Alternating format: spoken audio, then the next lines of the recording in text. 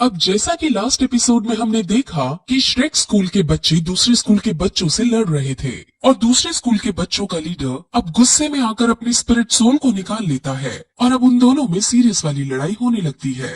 दूसरे स्कूल के लीडर के पास ब्लैक टर्टल की स्पिरिट सोल है। टैंग शैन और बाकी सबको लगता है कि इसकी डिफेंस टाइप की स्पिरिट सोल है और अब इसी के हिसाब से उसको हराने की प्लानिंग बनाते हैं और फिर सब एक साथ उस पर अटैक करने की कोशिश करते हैं, लेकिन वो उनके सभी अटैक से बच जाता है और उनके ऊपर हंसता है।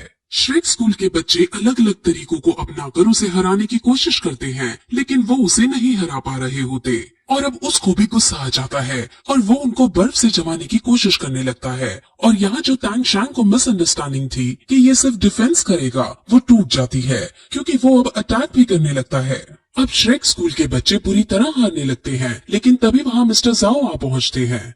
मिस्टर जाओ श्रेक स्कूल के सभी बच्चों को कमरे के अंदर सोने के लिए भेज देते हैं और फिर खुद उस लीडर के सामने जाते हैं। लीडर उनका भी मजाक उड़ाने लगता है, जिस पर मिस्टर जाओ बिना स्पिरिट सोल का यूज किए ही उसको पीटने लगते हैं और लीडर अपनी फुल पावर का यूज करके भी उनसे नहीं जीत पाता और मार खाकर एक डस्टबिन में गिर जाता है।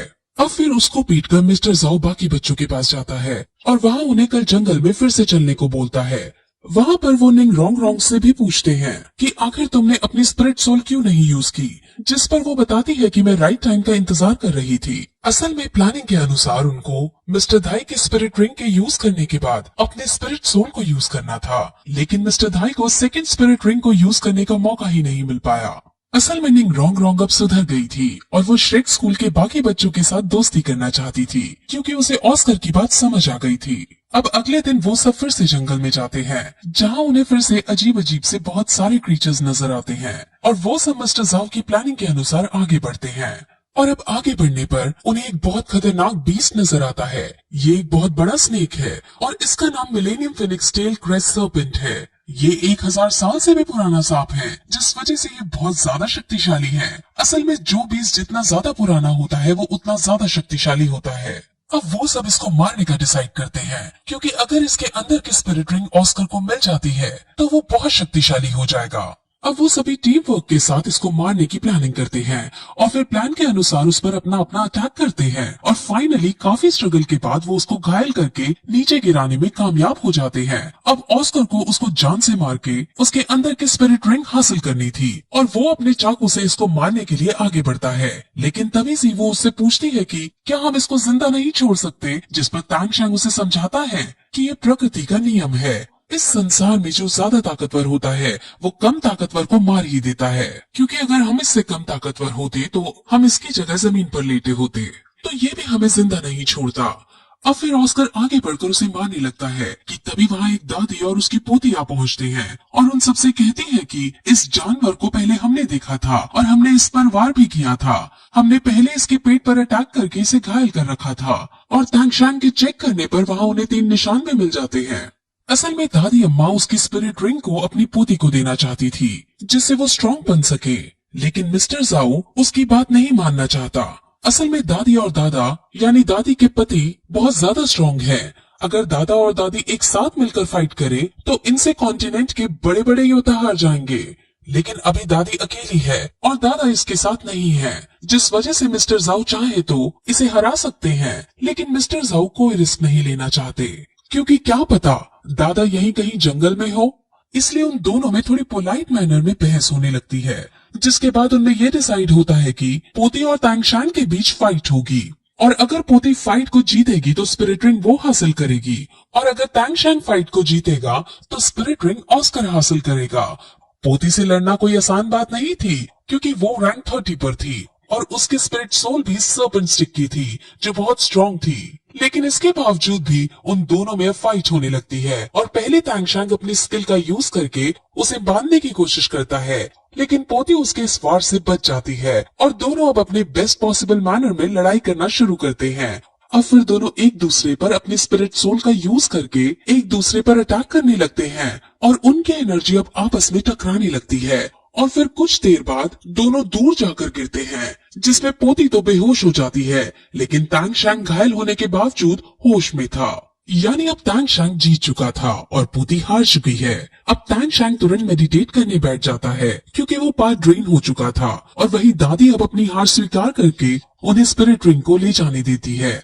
अब ऑस्कर उसको मारकर उसमें से स्पिरिट रिंग हासिल करता है और मेडिटेट करता है। अब उसके जागने के बाद सब उसके स्पिरिट रिंग देखने को उत्सुक होते हैं, लेकिन वो अपने स्पिरिट रिंग को दिखाने में शर्मा रहा था।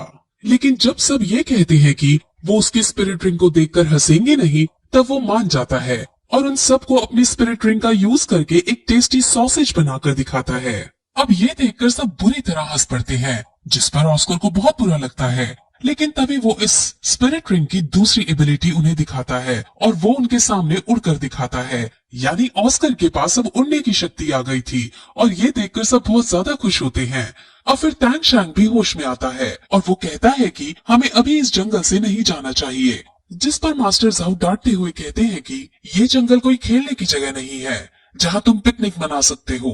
अब इस पर तैंग शैंग उनको बताता है कि लड़ाई की वजह से वो अपग्रेड हो गया है और वो भी अब 30th रैंक पर पहुंच गया है और अब उसे भी स्पिरिट रिंग चाहिए होगी। अब सब तैंग शैंग को कांग्रेट्स करते हैं और सब बहुत खुश होते हैं और वो अगले दिन तैंग शैंग के लिए स्पिरिट रिंग ढूंढने का डिसाइड करते हैं। अब वो सब फिर आगे बढ़ने लगते हैं, जहाँ एक जगह रुककर सब अब बातें करते हैं। तैंग शैंग मिस्टर जाओ से इंसानों के बारे में डिस्कस करता है कि हम लोग अपनी कल्टीवेशन के लिए सोल बीस्ट को मार डालते हैं। इंसान अपनी जिंदगी में 5 से 6 सोल बीस्ट को मारता है और वो भी बिना कुछ देखे समझे। इससे तो एक दिन सारे सोल बीस्ट खत्म हो जाएंगे और इंसान भी फिर कुछ सालों बाद कल्टीवेट नहीं कर पाएंगे। अब जैसे जैसे तैंग शैंग सोल बीस्ट के मरने की बातें कर रहा था, वैसे वैसे जीवू थोड़ी निराश नजर आ रही थी। असल में जीवू की भी अपनी एक डिफरेंट और इंटरेस्टिंग स्टोरी है जो हमें आगे पता चलेगी। अब वो सब बातें कर ही रहे होते हैं कि तभी वहाँ जमीन हिलने लगती है और भूकंप आने लगता है। वहाँ चारों तरफ पेड़ पौधे जानवर भी हलचल करने लगते हैं और मिस्टर जाओ को समझ आ जाता है कि अब बहुत बड़ा खतरा उनके सामने आने वाला है। वो जंगल के बीचों बीच मौजूद थे, जिस वजह से वो वहाँ से भाग भी नहीं सकते थे। और फिर वहाँ उनके सामने एक बहुत बड़ा जानवर जिसकी बॉडी एप्स जैसी थी वो आ जाता है और ये कई हजारों साल पुराना बीस्ट है। इतना खतरनाक बीस्ट तो घने जंगल में होना चाहिए था, लेकिन ये यहाँ मौजूद है और उन्हें इसके यहाँ होने का रीजन भी समझ आ जाता है। अब मिस्टर जाओ उसके सामने जाकर उससे पोलाइटली ये कहते हैं कि अगर ये आपकी जगह है और आप हमें यहाँ नहीं देखना चाहते तो हम यहाँ से चले जाएंगे। हम कोई नुकसान पहुँचाने नहीं आए हैं। लेकिन वो एक इंसान उसे नफरत करता है क्योंकि इंसान बिना छोटे बड़े को देखे सोल बीस्ट को अपने फायदे के लिए मार डालते हैं। इसीलिए ये जाइंट एप अब इन सभी को मारना चाहता है। अब मिस्टर जाओ अपनी सोल पावर का यूज करते हुए उस पर हमला करता है और निंग रोंग रोंग अपनी सोल पावर का यूज करते हुए मिस्टर जाओ की स्पीड को 30 गुना बढ़ा देती है। लेकिन इस सब से भी वो जाइंट एप नहीं मरता।